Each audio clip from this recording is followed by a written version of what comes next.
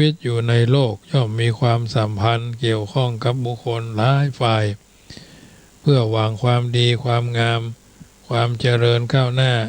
พึงปลูกสัจจะในบุคคลที่มาเกี่ยวข้อง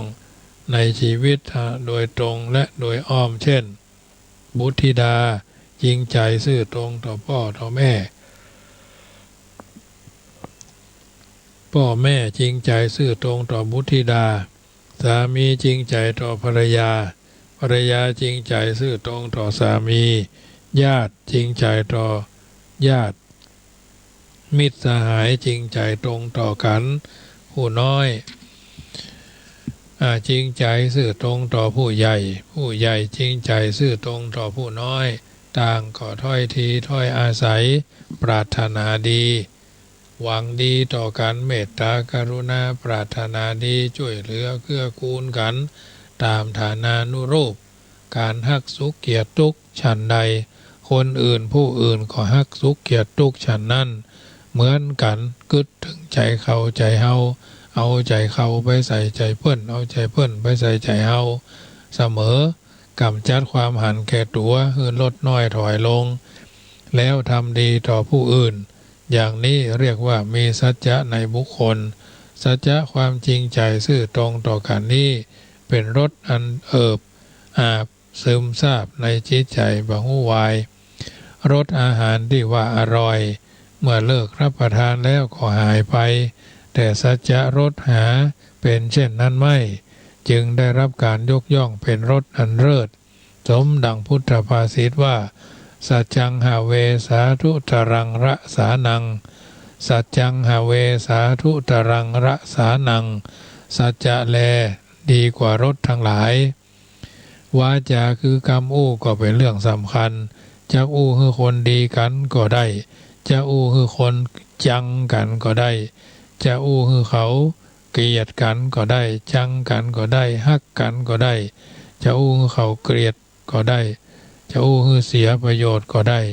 จะอู้คือได้ประโยชน์ก็ได้นักปราชญ์ท่านจึงกล่าวเอาไว้ว่าปากเป็นเอกอู้ดีผู้ฟังย่อมทราบซึ้งตึงใจตรงกับรัตนกวีสุนทรภู่ว่าอันอ้อยตาลหวานลิ้นแล้วสิ้นซากแต่ลมปากหวานหูไม่รู้หายนะอันอ้อยตาลหวานลิ้นแล้วสิ้นซากแต่ลมปากหวานหูไม่รู้หายการอู้ฮือเสียบ่อนทำลายสามัคคีตัวอย่างใดในอดีตเช่นวัดสการพามผู้เป็นไส้ศึกพูดฮือเจ้าฤทธิ์เฉวีแตกสามัคคีพ่ายแพ้ในการศึกสงครามอู้ฮือเกิดผลดีเช่นพระโพธิสัตว์สอนให้ประชาชนรักษาศีลห้าในปัจจุบันในหลวงพระบรมวงศานุวงศ์ได้พระราชทานพระบรมราโชวาทในวโรกาสต่างๆสัจจะในวาจาหมายถึงความอู้ที่เป็นจริงมีประโยชน์ทนต่อการพิสูจน์เป็นคำที่มีหลักฐานอ้างอิงตรวจควรจดจำใส่ใจควรนำไปประพฤติปฏิบัติให้เกิดผลดีเป็นคำอู้ที่ดีเสมอประจำกัดกาลเวลาประจำกัดถิ่นที่อยู่ประเทศประจำกัดบุคคลเป็นคำอู้ที่ดีมีประโยชน์มาได้เป็นนิจใจได้เป็นนิจคล้ายกับชีวิตตลอดกาลสมดังพุทธภาษิตบรรหารว่าสัจจังเวอมตาวาจาคำสัตย์เป็นคำจริงเป็นวาจาไม่ตายคำสอนในพุทธศาสนาล้วนแต่เป็นเรื่องสัจธรรมทั้งนั้น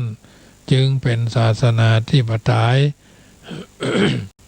บ่สูญหายไปจากโลกนี้ดำรงสืบต่อกันมาจนถึงทุกวันนี้ 2,563 ปีก็ผ่านไปแล้วขึ้นมา 2,564 คนที่ก็ยังแน่นแฟ้นเหนียวแน่นตรึงตากันอยู่ก็จะมีส่วนน้อยที่กระพ่องบกพร่องไปพร่องคนที่รักษาคำอู้ที่เป็นจริงอู้ดูอู้ถูกต้องดีมีประโยชน์ชื่อว่าผู้มีสัจจะในวาจากาลเวลาผู้คนควรกำหนดว่าเวลาไหนควรจะทำอันใด แล้วพยายามทำให้ตรงเวลาตันเวลารักษาเวลาที่นัดหมายอย่าได้ผิดพลาดอุจจาระของเวลาอย่าปล่อยให้เวลาล่วงเลยไปโดยไร้ประโยชน์บ่ได้รีบทำรีบบำเพ็ญคุณงามความดีที่ทำตนให้เป็นประโยชน์แข่งกับเวลาผู้ประพฤติเช่นนี้ชื่อว่ามีสัจจะในกาลเวลาทุกคนมีความหวังตั้งใจจะเป็นผู้มีเกียรติอู้กันง่ายๆคือก็ต้องการเป็นคนดีคนที่พิจารณาหันโทษหันพิษหันภัยของบาปอกุศลประพฤติปฏิบัติดีมั่นคงบ่ท้อถอยชื่อว่ามีสัจจะในตนแต่คนมักจะทรยศต่อตนเองโดยการประพฤติปฏิบัติบ่ได้ต่อและปล่อยว่าจะประพฤติในสิ่งที่มันบ่ดีและปล่อยใจว่าบ่เป็นหยังทีแรกละเมิดในเรื่องเพียงเล็กน้อยต่อไปก็จะเป็นเรื่องใหญ่โตเพื่อนฮ้องว่าไฟน้อยๆก็ยังบ่ดับเด้อปล่อยมันลุกยาลุกโซนโพลขึ้นนักเรื่องเล็กทำได้เรื่องใหญ่ก็ทำได้กลายเป็นคนไร้สัจจะในตนคนมีสัจจะในตนต้องมีศีลตัวจึงจะช่วยให้ผลสมบูรณ์คนที่มีสัจจะเพียงบางอย่างแต่ไร้ศีลก็เหมือนกับคนที่มีความฉลาดความสามารถแต่ขาดสุปฏิบัติดังที่อู้กันในว่าสัจจะในหมู่โจรก็ต้องมีสัจจะเคารพในกฎกติกาที่ตั้งขึ้นจึงจะสามารถบังคับบัญชาควบคุมคุ้มกันได้ต้องมีสัจจะเคารพในกฎในกติกาพรรคใดหมู่ใดคณะใดสังคมใดขาดสัจจะบ่รักษาสัจจะพรรคนั้นหมู่นั้นสังคมนั้นก็ระสำระสายละวุ่นละวายวุ่นวายนะเกิดความเสียหายนานาประการสมเด็จพระบรมศาสดาจารย์บรมครูของหมู่เฮาเหล่าเจ้าข้าจึงทรงชักชวนพุทธบริษัทรักษาสัจจะดังพระบาลีว่าสัจจะเมวะรุขายะนะสัจจะเมวะรุขายะก็คือพึงรักษาความสัตย์แลดังนี้ผู้รักษาความสัตย์อย่างเดียวสัตยะนะเมื่อเสี่ยงชีวิตแล้วยังไปสู่สุคติดังมีเรื่องเล่าว่าวันหนึ่งพระมหาโมคคัลลานะไปแอวหาเทพธิดาในสวรรค์คือไปเยี่ยมเนาะได้แลหันวิมานหลังหนึ่งสวยงามต้องตาพระมหาโมคคัลลานะจึงได้เข้าไปถามเทพธิดาผู้เป็นเจ้าของว่านี่เธอทำบุญอะไรไว้จึงได้วิมานสวยงามเช่นนี้เล่าเทพธิดานั้นรู้สึกละอายบ่กล้าตอบพระเถระเพราะได้มาด้วยกุศลธรรมเพียงเล็กน้อยแต่ถูกรบเร้าหลายครั้งจึงกราบเรียนพระเถระว่าดิฉันบ่เคยถวายทานดิฉันบ่เคยรักษาศีลดิฉันบ่เคยเจริญภาวนาเพียงแต่รักษาความสัตย์อย่างเดียวความสัตย์ความจริงอย่างเดียวก็พอแล้วในวิมานนี้ได้ด้วยกุศลธรรมนั้นเพราะฉะนั้นบุคคลผู้มีสัจจะใน5กรณี1หน้าที่การงาน2ในบุคคล3วาจา4กาลเวลา5ตัวเองดังที่ได้อธิบายได้รับการยกย่องว่าเป็นคนดีมีเกียรติยศมีเกียรติศักดิ์มีสัจจะแม่นมั่นแต่สัจจะที่จะส่งผลให้เป็นโลกุตระท่านเรียกว่าอริยสัจแปลว่าเป็นของจริงอันประเสริฐหรือของจริงที่ทำให้คนประเสริฐผู้ดูแลอริยสัจอย่างแจ่มแจ้งย่อมเบื่อหน่ายคลายทุกข์ถอนอุปทานตัดสละเลิกตัดสละกิเลสเป็นสมุเฉทประหารบรรลุพระนิพพานอันเป็นบุญสูงสุดในพุทธศาสนาก็การหันของคนเฮานั้นแบ่งออกเป็น3ขั้นตอน1หันด้วยไตตามังสะจักษุ ตาเนื้อธรรมดาเรียกว่าพบเห็นสองหันด้วยใจหรือเห็นด้วยใจด้วยการกึศพิจารณาไตรตรองว่านี่คือผู้คิดเห็นนะคิดเห็นสามหันด้วยปัญญาที่แจ่มชัดว่ามีอันอย่างปิดบังเรียกว่ารู้เห็นเอาจะพบหันบดายกาเอาจะเป็นคนที่นับเป็นที่เป็นห่อเป็นคนธรรมดาเป็นคนนับหน้าถือตาเป็นคนไตรตรองแล้วพอด้วยตาเรียกว่าพบเห็นพอด้วยจิตเรียกว่าคิดเห็นพอด้วยปัญญาเรียกว่ารู้เห็นเอาพบเห็นคิดเห็นรู้เห็นเหมือนกันหมดญาติโยมก็นำไปไต่ตรองพินิจพิเคราะห์ถูกต้องท่องแท้การหันอริยสัจที่จะเกิดเป็นอริยมรรคอริยผลอันเป็นความดีขั้นโลกุตระต้องหันด้วยปัญญาเรียกกันว่าเอาที่ห้องกันว่ารู้กันเห็นกล่าวคือผู้หันว่าทุกอริยสัจเป็นของมีจริงเป็นสิ่งที่ควรกำหนดรู้เอากำหนดรู้แล้วทุกสมุทัยอริยสัจเหตุคือเกิดทุกข์เป็นของจริงเป็นสิ่งที่ควรละเฮาละได้แล้ว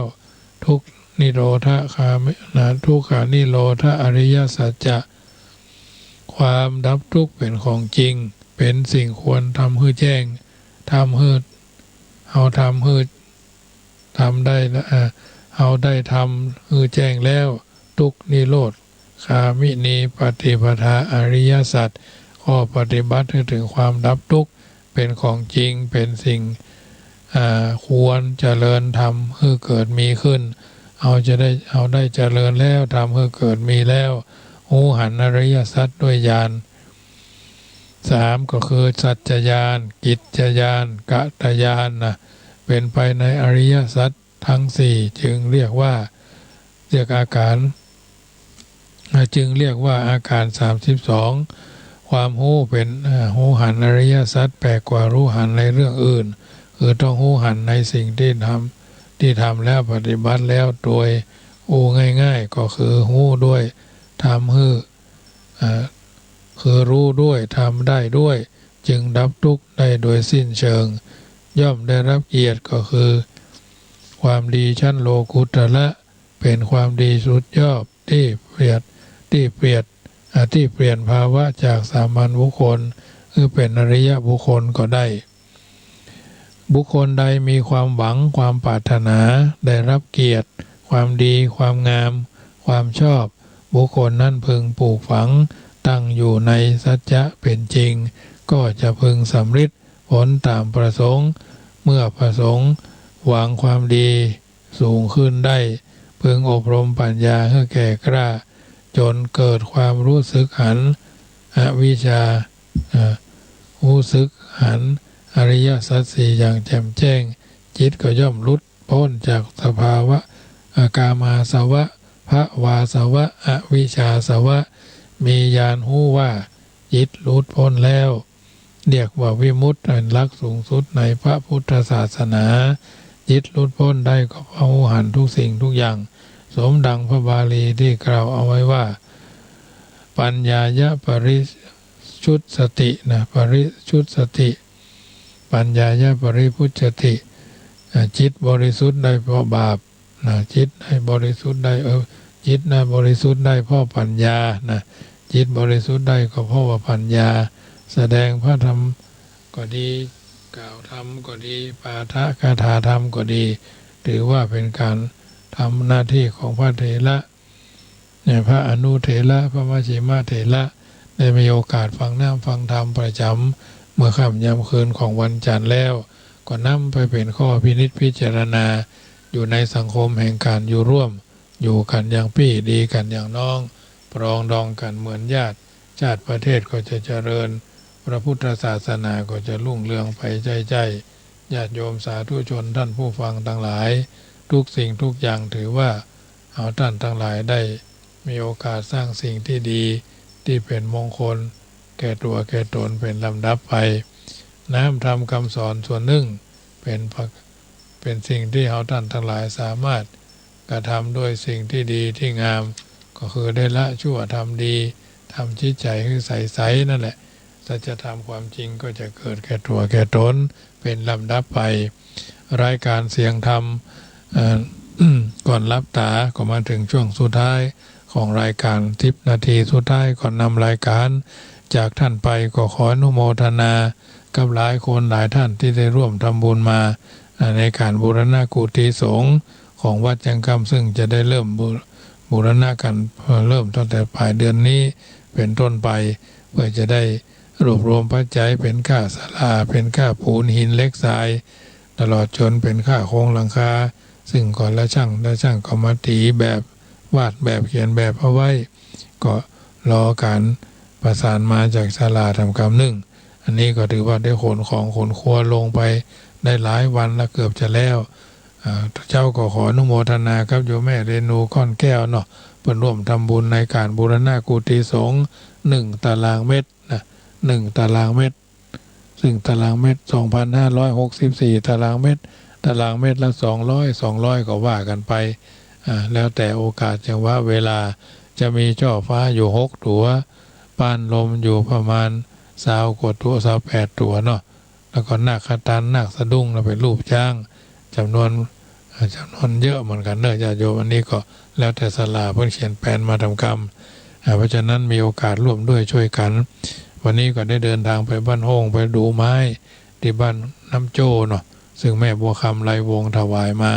ยังไม่ได้ไปเอาเนาะเพิ่นถวายไว้4-5 ต้นก็ถือว่าบัญญาวบัญนักบัญญาวเท่าใดนักก่อนอื่นก็ขออนุโมทนาครับเจ้าภาพเจ้าศรัทธาที่มาร่วมทำบุญมาแม่ใสสมแสวงเวียงหนองล่องร่วมทำบุญ1 ตารางเมตรค่าน้ำค่าไฟ100 บาทโมทนาเนอะแม่บัวคำไรชัยวงบ้านห้วยบ้านน้ำโจ้ร่วมทำบุญมา1 ตารางเมตรพ่อดาบแม่วันนาอุทัยนะบ้านทุ่งโป่งบ้านห้อง1 ตารางเมตรแม่สายทองธัญญาแก้ว1 ตารางเมตรแม่สุพรรณาอิมังครึ่ง ตารางเมตรแม่เอื้องไพชัยยอง500 บาทก็ขออนุโมทนาด้วยเนอะว่าเท่าแต่นั้นก็มามีโยมจำลองวงชัยป่าซักละปูน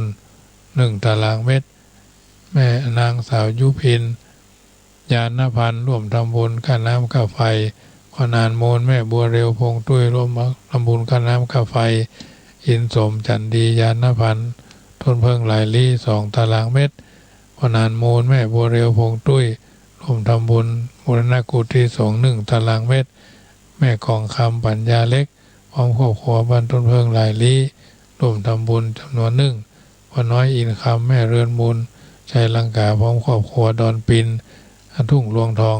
200 บาท1 ตารางเมตรทัศนีอารุณสว่างพร้อมด้วยบุตรถวายทานไว้ภายภาคหน้าจำนวน1สมศักดิ์เทียมจันทร์วรรณเรืองพร้อมครอบครัวบ้านดอนปินทุ่งรวงทองร่วมทำบุญ100 บาทอันนี้ก็เป็นกุศลเจตนาที่ท่านทั้งหลายได้เสียสละกำลังทรัพย์มาประคับประคองร่วมด้วยช่วยกันในการที่จะบูรณะกุฏิสงฆ์ของวัดจังกำซึ่งก็ได้สร้างมาร่วม54 ปีแล้วเพื่อจะยังคงทนถาวรไปก็บ่ได้ก็ถือว่าจะได้มีโอกาสร่วมด้วยช่วยกันบูรณะ 2,564 ตารางเมตรละ200 บาทก็น้อมเอิญเจริญพรด้วยกันเนอะเราได้เกิดมาเป็นชาวพุทธเราได้สร้างบุญสร้างบารมีสิ่งละอันพันละน้อยบารมีทางกายบารมีทางกำหูบารมีทางใจกึดดีกึด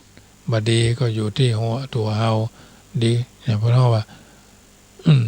ชีวิตดีอยู่ที่เฮาชีวิตบดีก็อยู่ที่เฮาพ่อแม่ก็ถือว่าเป็นผู้ให้กำเนิดเฮาชีวิตเฮาก็ถือว่าเฮาเป็นคนลิขิตไม่ใช่คนอื่นมาลิขิตเพิ่นบอกเอาไว้ว่ารักวัวจงผูกไว้กันวัวหนีรักลูกจงหวดดีอย่ายั้งปล่อยตัววัวสู่พงพียากจนตามเจอเจริญพรเจ้ากำนมัสการเจ้าค่ะโอ้ไม่ได้ยินเสียงเหมือนได้รักผีแล้วเนาะรักผีแล้วนะได้ฟังกันอยู่เนาะฟังเดียวเจ้า เจ้าเห็นกำลังใจเฮ้อเนอเจ้าสวัสดีปีใหม่เด้อเนอ เจ้าสวัสดีปีใหม่เจ้า เจริญพรเจ้า สาธุเจ้า เจ้าตั้งแต่ปีแล้วละ โมทนาเนอลักวัวจงผูกไว้กันวัวหนีลักลูกจงหวดตีอย่ายั้งปล่อยวัวสู่พงพียากจักตามเจอเนาะ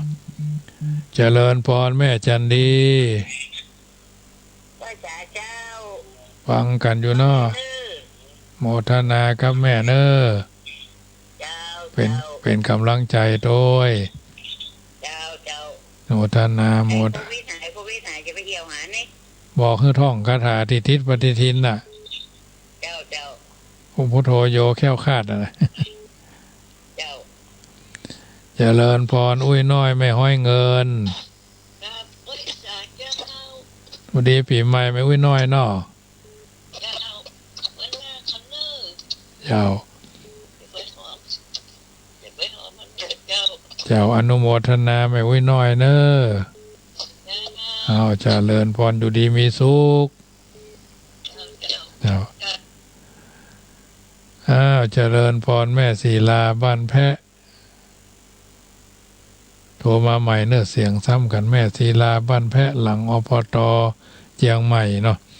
0861875325 1เสียง1สาย1กำลังใจเหลือเวลาแถมน้อย1ตอนที่จะนำรายการจากท่านไปในค่ำคืนนี้นะโบราณสอนสั่งไว้เตือนใจว่ายามปล่อยตัวกลางทุ่งนาอย่าเผลอไผลอาจเที่ยวและเล็มหญ้าเข้าป่าไปเมื่อจะไต่ตามจับกับไม่เจอเจริญพร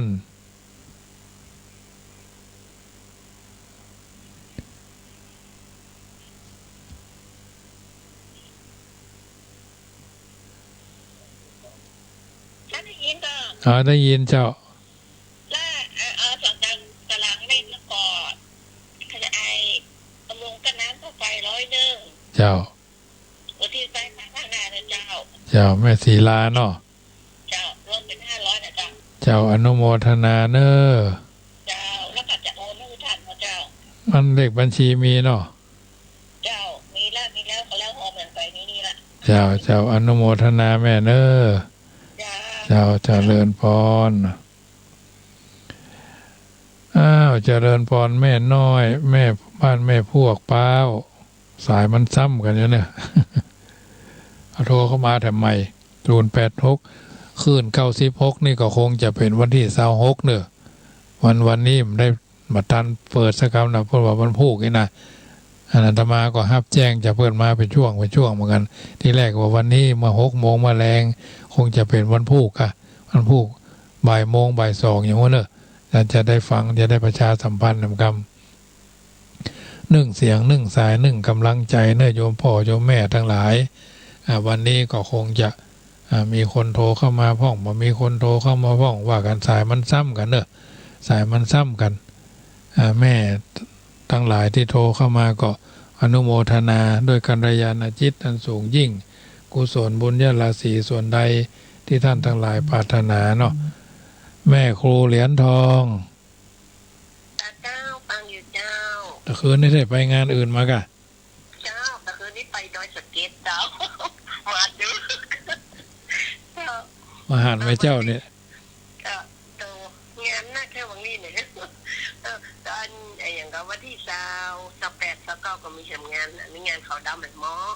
เมื่อโดนสเก็ตกะ พอดีญาติกันเนาะ มันไม่ใช่ครูกะ แล้วก็ญาติพี่น้องกันเนี่ยเจ้า คนทั้งหลับพูนเนี่ยไปตายทั้งสกแปงกะทำไปกันโดนสเก็ตเนาะเป็นผออายุ51ล้มในห้องน้ำไปเนี่ย โอ้แต่โลกฮิตเนาะ นะพวกลูกดีเจที่ดูแลนี่ก็ย่ำหูซึกตัวเท่านั้นแบบนี้แหละที่ว่าวันนั้นกรรมเนาะน่ากับดีเจป๊อปอันถ้าเปิดติดยังไม่ดีขึ้นอีตลอดมันคิงมันตึกตัวเตื้อเขาก็อยู่พาโรงพยาบาลแล้วเอาขับรถจากมาเอานี่วันศุกร์แล้วก็วันเสาร์ไปแล้วธุระไหนมาเขาขับรถจากพิกบ้านพอดีเข้าปากซอย เอารถไปเผลอใส่ใต้รถเพิ่นน่ะ อ๋อ แล้วแกก็เจ็บหัวมันวูบเนาะ จะวูบตอนนั้นน่ะเนาะ วูบลงก็ลงรถมาหน้าซีดเขาเลยส่งโรงพยาบาลหมอก็ต้องเซ็นฮื้อผ่าเลย อืม ถ้าบ่ผ่าก็50อ่ะ เจ้า อายุ40ปีเนี่ย เจ้า อ้วนด้วยละ ยังมันรู้สึกจะโรควูบนักนะปีนี้นะจ๊ะ ก็น่ะ ไม่ โค ยิงก็วูบพอใจก็วูบไม่ยิงนะวันนั้นก็จะอยู่ดีๆไปกราบไปอย่างมาเต้นๆเนาะ